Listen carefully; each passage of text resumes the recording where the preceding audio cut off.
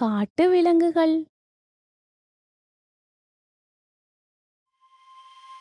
ஒரு பெரிய காடு. காடுனா யாரெல்லாம் இருப்பாங்க?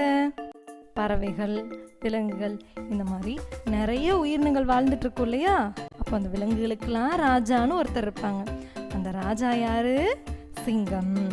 அப்போ அந்த காட்டோட ராஜாவான சிங்கத்துக்கு நிறைய பொறுப்புகள் இருக்கும் இல்லையா? அங்க இருக்க பறவைகள், விலங்குகள், நிறைய உயிரினங்களை பார்த்துக்கணும், காட்டை பாதுகாப்பா பார்த்துக்கணும். இந்த மாதிரி நிறைய பொறுப்புகளை இந்த சிங்கம் பார்த்துட்டு இருந்துச்சான். அந்த சிங்கம் தான் காட்டோட ராஜா. இப்படி பார்த்துட்டு இருக்க சமயம் ஒரு நாள் சிங்கம் வெளியூருக்கு போக வேண்டிய ஒரு சூழ்நிலை ஏற்பட்டுச்சு.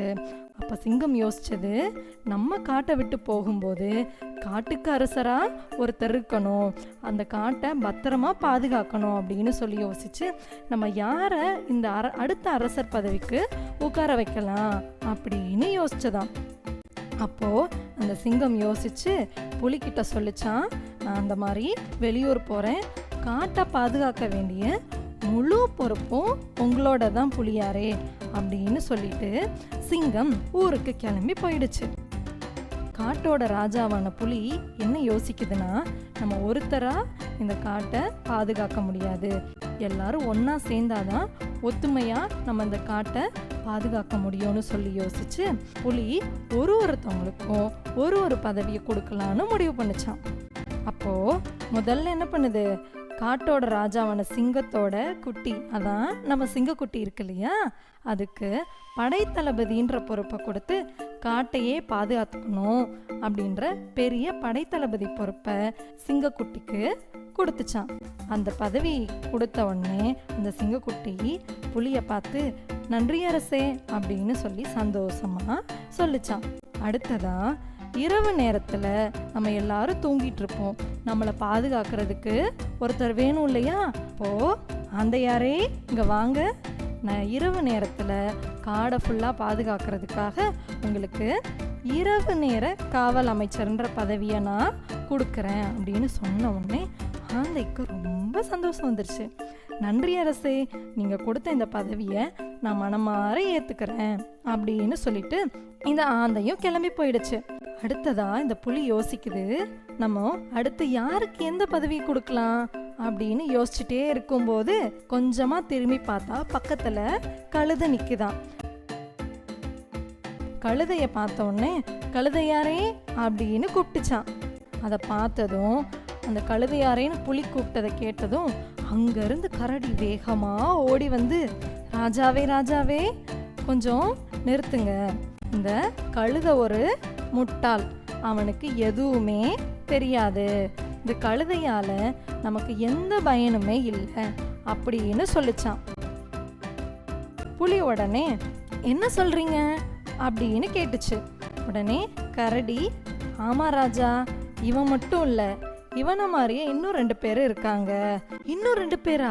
அது யாரு அப்படின்னு புலி கேட்ட உடனே அந்த கரடி சொல்லிச்சான், அது வேற யாரும் இல்ல, நம்ம ஆமையும் முயலும் தான்.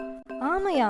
ஆமா, அவன் சரியான சோம்பேறி, எப்பவுமே பொறுமையா மெதுவா தான் போவான்.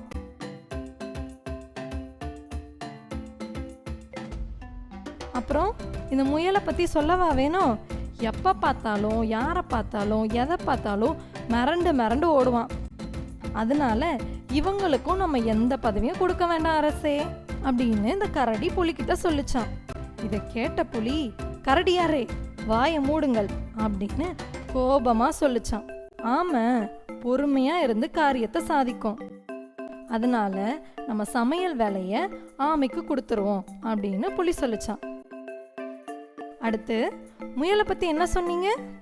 அது வேகமா ஓடும் அப்படிதானே, அதனால சமைக்கிறதுக்கு தேவையான எல்லா பொருளையும் எடுத்துட்டு வர்ற வேலையை நம்ம இந்த முயலுக்கு கொடுத்துருவோம், அந்த வேலையை முயல் செய்யட்டும்.